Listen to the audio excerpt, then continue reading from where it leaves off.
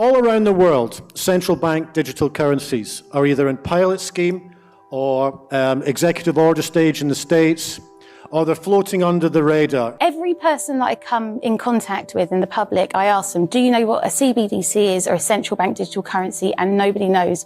The central bank digital currency is basically what we have now, so it's fiat currency, but it's going to be entirely digital, which means absolutely in the control of the government and the central banks. Such a system would give the state full access to the details of all transactions, as well as the ability to cut off an individual's money supply with the flick of a digital switch. The CEO of the Bank for International Settlements recently told the world that the great thing about central bank digital currency was that they could track every transaction. We tend to establish the equivalence with cash, and there is a huge difference there. For example, in cash, we don't know, for example, who's using a $100 bill today. We don't know who is using a 1,000 peso bill today. A key difference with the CBDC is that central bank will have absolute control on the rules and regulations that will determine the use of that expression of central bank liability. And also we will have the technology to enforce that. What he just told you is if you're not allowed to buy chocolate, your money won't work to buy chocolate.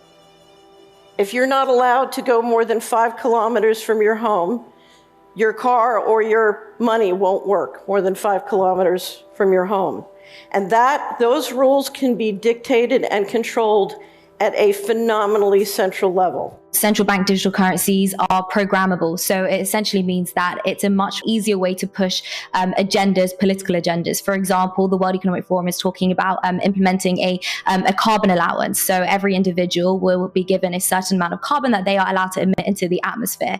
With a central bank digital currency, this becomes far more efficient because with a click of a button, you literally just program the money. And so if for whatever reason you buy too many burgers, too many sausages one week, when you go to fill up your car, your money could be cancelled. It could get declined simply because you use too much of your carbon allowance, essentially. Or even if you go to buy a plane ticket, it could get cancelled. So it's much easier to push forward political agendas and political ideologies when you have money which is programmable with just a click of a button. It actually gives government pretty much total control over our lives because they can just press a button and close our bank accounts. No, they wouldn't do that now, would they? Well, think about it. Those Canadian truckers, they were legally and lawfully going about their business driving trucks, but legislation came in demanding that unless they'd been double vaxxed, they couldn't continue in their cabins doing long-distance lorry driving. And they protested, and in the end, their bank accounts were closed down by the Canadian government. Canadian Prime Minister Justin Trudeau invoking emergency powers against the truckers who are protesting vaccine mandates. Banks can now freeze their personal accounts. If your truck is being used in these illegal blockades, your corporate accounts will be frozen. With a central bank digital currency, if you do not hold the correct opinion, and if you're not a good citizen, then absolutely that money will be programmed to be used against you. Our previous Chancellor, now unelected Prime Minister, Rishi Sunak, is clearly a big fan. Central bank digital currencies could be a digital version of money, a bit like a digital banknote. It's all part of the wider story of digital innovation that has delivered benefits to millions around the world and in the UK. What would the benefits be to the general public? Ease of use, I think, would be the only benefit. Convenience. Convenience, and that's how they're going to sell it. The arguments for it are clear. It'll be quick, easy, cheap to transact. There'll be no problems at all, no loose change lying around. There'll be lots and lots of arguments for it. But they won't tell you everything else. They won't tell you how it will be programmed. They won't tell you that it's a spy coin. They won't tell you that they're trying to phase out cash and that they want to track absolutely everything that you're doing. The cons definitely outweigh any type of pros when it comes to, programming it for benefits and things like that. Because the money can also expire. Not enough people talk about that. During times of economic uncertainty, central banks like to print more money in order to stimulate the economy. But we could get to a point where instead of printing money, they say, well, if you don't spend 10% of your savings in the next 3 months, then this money is going to expire simply because they need that money to change hands. If I want to double taxes and just take it out of your account, no problem. They can take your taxes out without you having to bother to pay. They can decide what comes to them first.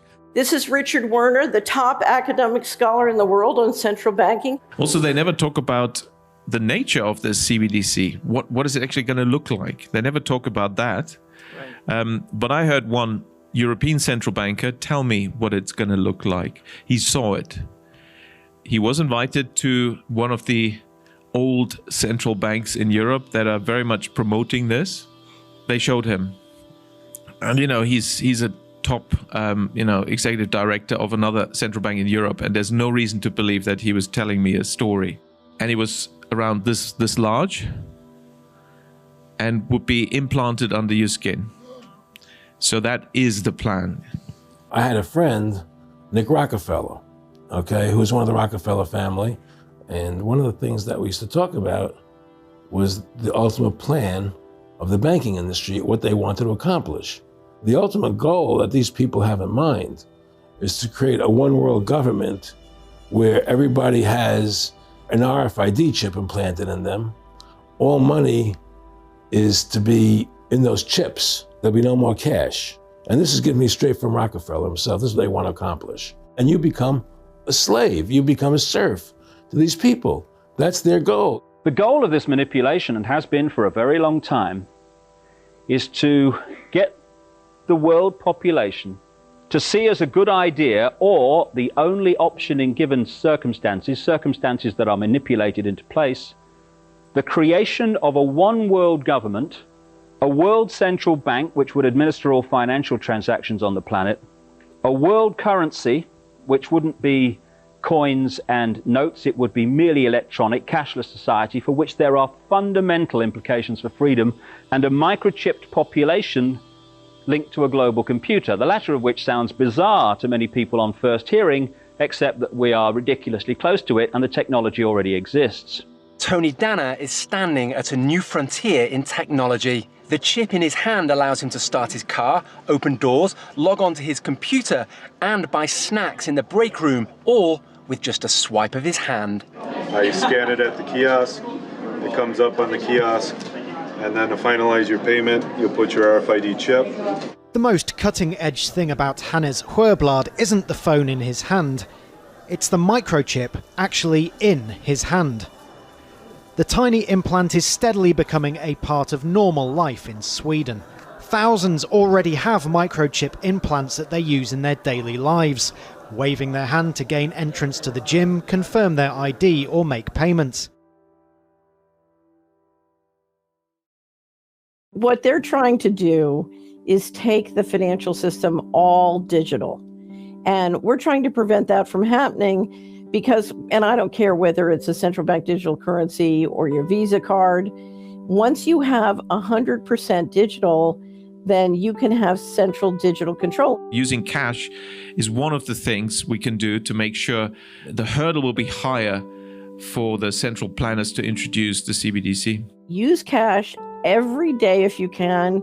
If you can persuade 10 members of your friends and family to do the same, and then persuade 10 members of their family or friends, and we spread this virally, there would be a revolution. We have the power individually to shift the entire state of affairs. We have the power to stop this. We do. The only way this can succeed is if people like you and people like me sit on our ass, sit on the couch, don't get up, don't show up, and go along with it. If you look at the global control grid, it is us, we the people, who are financing it. We are going to work and we are building it. We are spending money in it. We are supporting it. We are supporting the people who are leading it. And we have the power to stop because they are few and we are many. And if we just stop helping, they can't do it. Everybody has power. Every single person. Because when you get a whole bunch of people, even if they have a little bit of power each, and you put it all together, now they got a lot of power. Now they can make governments do what they want. You think a snowflake is powerless until you realize enough of them get together, they can shut down New York City. There are millions and millions of people all over the world fighting. People are pushing back all over, and it's very significant. The human race does not want to be controlled. Freedom has won every time, and every time it looked hopeless. What they're trying to do is so against the fundamental wisdom in the universe that they will fail. You have nothing to lose by fighting it all the way down to the wire every day, because the alternative is something not only do you not want to live in it, but you do not want to arrive at the pearly gates and say that your soul accepted it.